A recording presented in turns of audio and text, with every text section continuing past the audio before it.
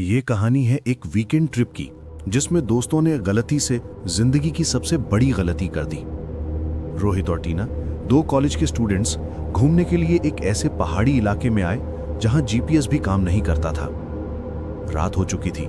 उनकी कार एक सुनसान जंगल के बीच में खराब हो गई। फोन में नेटवर्क नहीं था। टीना, अब क्या करें? अब तो सुबह ही होगी।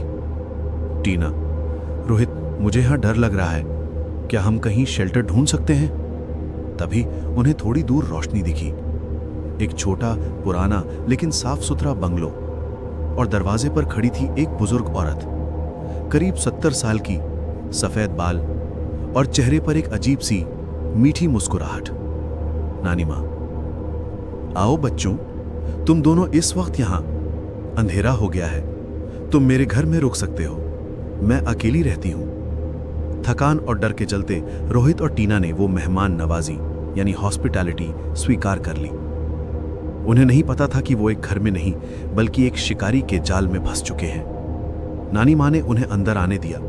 घर अंदर से बहुत गर्म और अजीब तरह से महक रहा था। वो महक थी तेज मसालों की, पके हुए गोश्त की और हल्की सी धातु यानी मेटालिक की महक, जैसी खून की होती है। नानी मां, तुम थक गए होगे, मैं तुम्हारे लिए खाना बनाती हूं। आज मैंने खास तरह का करी बनाया है। टीना, नानी मां, ये किस चीज का गोश्त है? बहुत अजीब रंग है इसका। नानी मां, ये तो वो गोश्त है बेटा, जो तेज और जवान होता है। ये हर रोज नहीं मिलता। खाओ खाओ। दोनों ने मुश्किल से थोड़ा खाना खाया। खाने का स्वाद बहुत अजीब और मीठा था, लेकिन नानी मां उन्हें तब तक खाना खिलाती रही जब तक उनकी आंखें नींद के मारे बोझल न हो गईं।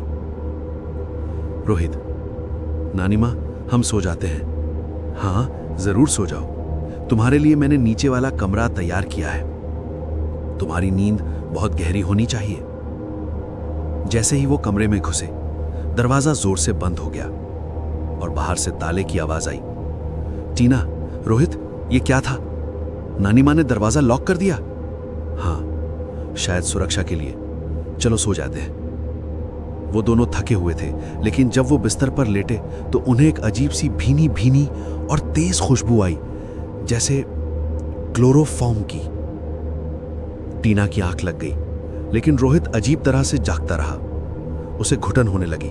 उसने उठकर कमरे को चेक किया। कमरे में कोई खिड़की नहीं थी। दीवार पर सिर्फ एक बड़ा पुराना घड़ी यानी क्लॉक लगा था। जब उसने उस घड़ी को हटाया तो उसने देखा कि उसके पीछे एक छोटा सा छेद है, और उस छेद से वो बदबू आ रही थी, और वो घिर घिर की आवाज किसी चीज को पहनने की आवाज थी, जैसे कोई तेज चाकू तेज कर रहा हो।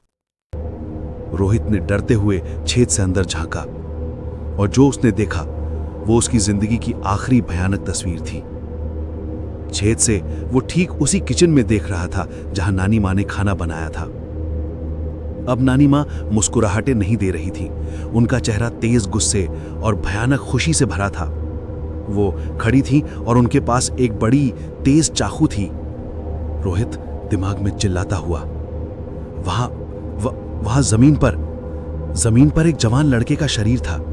उसका चेहरा पहचान नहीं जा रहा था, लेकिन उसके हाथ पर मॉडर्न घड़ी अभी भी बंधी हुई थी।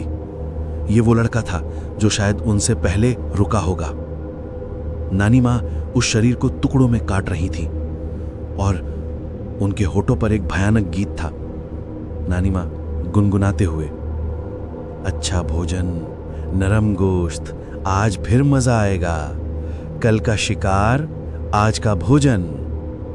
और फिर नानी मां ने उस गोश्त के टुकड़े उठाए और उसी करी के बर्तन में डाल दिए जो रोहित और टीना ने अभी खाया था। रोहित का पेट खाली हो गया। उसका पूरा शरीर कांप उठा। उसने तुरंत पीछे देखा। टीना अभी भी गहरी नींद में थी। उसकी सांसें धीमी चल रही थी। क्लोरोफॉर्म अपना असर कर चुका था। रोहित ने पूरी ताकत से टीना को थप्पड़ मारा। टीना, उठो उठो, हमने इंसान का गोश्त खाया है। टीना होश में आई। रोहित ने उसे वो छेद दिखाया। टीना की आंखों में डर ने घर कर लिया। वो दोनों जान चुके थे कि उन्हें यहां से अब निकलना है, या फिर वो नानी मां का कल का भोजन होंगे। रोहित ने दरवाजे को जोर से पीटना शुरू किया। नानी माँ ने यह आवाज सुन ली थी। जैसे ही नानी माँ दरवाजे के पास आई, रोहित ने कमरे में रखी एक पुरानी कुर्सी उठाई और पूरी ताकत से दरवाजे पर मारी। दरवाजा टूट गया। दोनों बाहर निकले और तेज रफ्तार से घर से बाहर जंगल की तरफ भागे। नानी माँ अब दरवाजे पर खड़ी थी। उनके हाथ में खून लगा हुआ चाकू था। उनके चेहरे पर अब वो मीठी मुस्कुराहट नहीं थी, बस भयानक लालच था। रोहित और टीना ने पीछे मुड़कर नहीं देखा। वो अंधेरे जंगल में भागते रहे और उनके कानों में हमेशा के लिए नानी माँ की वो आखिरी भूखी चीख गूंजती रही। और वो जानते थे कि आदमखोर नानी माँ वो अभी भी वहीं हैं और उसकी आंखें अगले मासूम शिकार का इंतजार कर रही हैं।